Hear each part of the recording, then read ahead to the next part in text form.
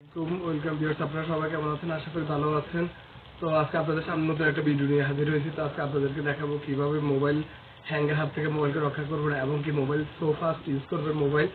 তো এই জন্য কিছু নিয়ম কারণ ফলো করতে হবে। তো যারা আমার চ্যানেল নতুন অবশ্যই সাবস্ক্রাইব করবেন এবং যারা অলরেডি সাবস্ক্রাইব করেছেন তাদেরকে অসংখ্য ধন্যবাদ। তো কথা না বলি চলুন শুরু করে আজকের মূল ভিডিও। তো আপনারা এই জন্য শুরুতে চলে যাবেন সেটিংস অপশানে চলে গিয়ে আপনারা একটু স্ক্রল করে নিচে যাবেন। নিচে গেলে ওখানে দেখবেন লেখা আছে অ্যাবাউট ফোনে টাচ করবেন। টাচ করার পরে আপনারা নিচে গিয়ে এখানে সফটওয়্যার ইনফরমেশনে ঢুকবেন। সেখান থেকে আপনারা বিল্ড নাম্বার এখানে 7 বার ক্লিক করবেন। 7 বার ক্লিক করার পরে দেখেন ডেভেলপার মোড চালু হয়ে গেছে। আমরা এখান থেকে ব্যাক করে আসবো। ব্যাক করে সেটিংসের সবার নিচে গিয়ে দেখবো, দেখেন আমার ডেভেলপার মুডটা অপশানটা চলে এসেছে। এটা ছিল না আগে। ডেভেলপার অপশানে ক্লিক করার পরে এখান থেকে আমি যে অ্যানিমেশন অপশানটা আছে সেটা অফ করে দিব। অর্থাৎ আমার অ্যানিমেশন দরকার নেই, কারণ আমার সেটটা ভালো চললেই হলো। অ্যানিমেশন করে একটা সফটওয়্যার আমার সামনে আসবে একটু কাঁপুনি দিয়ে, সেটা না হলে আমার চলে। এই জন্য আমি অ্যানিমেশন সিস্টেমটা অফ করলে আমার মোবাইলটা আরেকটু হ্যাং হওয়া থেকে রক্ষা পাবে।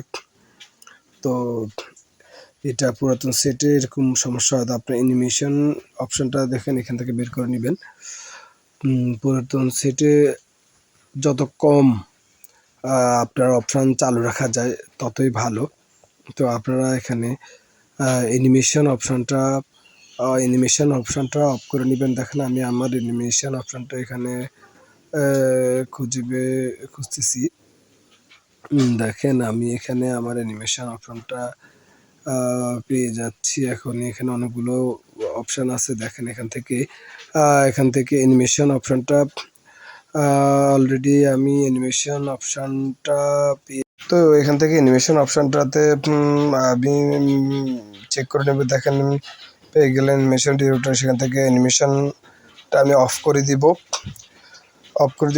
তারপরে এখান থেকে বের হয়ে আমি সেটিংস অপশান যাবেন, সবচেয়ে নিচে চলে যাব। সেখানে অ্যাকাউন্টস অ্যান্ড সিঙ্ক নামে একটা অপশান আছে, সেখানে টাচ করব। সেখানে দেখেন অ্যাকাউন্ট অ্যান্ড সিঙ্ক টাচ করার পরে অ্যাকাউন্ট অ্যান্ড সিঙ্ক অপশানে যে এখানে অন করা আছে অ্যাকাউন্ট সিঙ্ক ডাটা, এটা আমি একটু অফ করে দিব। অফ করে দিলে আপনি তেমন একটা অসুবিধা পড়বেন না। অর্থাৎ এখানে আপডেট যেটা অটোমেটিকলি ব্যাকগ্রাউন্ডে দেখাবে সেটা দেখাবে না, জাস্ট এটাই। তো এখন আমরা আরও যেটা করব সেখানে অপ্রয়োজনীয় অ্যাপসগুলো ডিলিট করব। অপ্রয়োজনীয় অ্যাপসগুলো ডিলিট করলে আমার ফোনের আমার র্যাম খালি হবে, তো এবং কি সেট একটু ভালো চলবে। তো অপ্রয়োজনীয় অ্যাপসগুলো আমরা আনইনস্টল করে দিব। আনইনস্টল করার পরে আপনার ফোনটিকে অবশ্যই ডার্ক মোডে রাখার চেষ্টা করব। ডার্ক মোডে রাখলে আমার ফোনটি আরও ভালো চলবে এবং ভালো থাকবে, ব্যাটারি ব্যাকআপ ভালো হবে। তারপরে আমরা যেটা করব সেটা হলো আমরা সব সময় বিনা প্রয়োজনে wifi, Bluetooth, location, mobile data, hotspot চালু রাখবো না। আমরা এগুলো অফ রাখবো। আপনার ফোনের wifi, Bluetooth, location, mobile data, hotspot চালু রাখবেন না।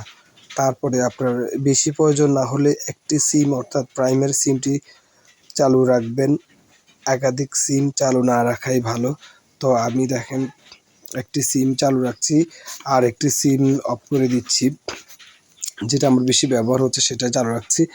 তা আপনারা যদি বেশি প্রয়োজন না হলে আপনারা একটা সিম চালু রাখবেন। তারপর আপনারা যেটা করবেন সেটা মাঝে পাওয়ার সেভিং মোডে রাখতে পারেন রাতের বেলায়, বা মাঝে মাঝে পাওয়ার অফ করে রাখতে পারেন। আপনারা পাওয়ার অফ করে রাখতে পারেন। আপনার মাঝে মাঝে সেট করে রিস্টার্ট দিয়ে দিলে আপনার সেটটা ভালো থাকবে। তো আপনার ব্যাটারি ব্যাকআপ ভালো থাকার জন্য আপনার 80 থেকে 20% চার্জের মধ্যে রাখবেন।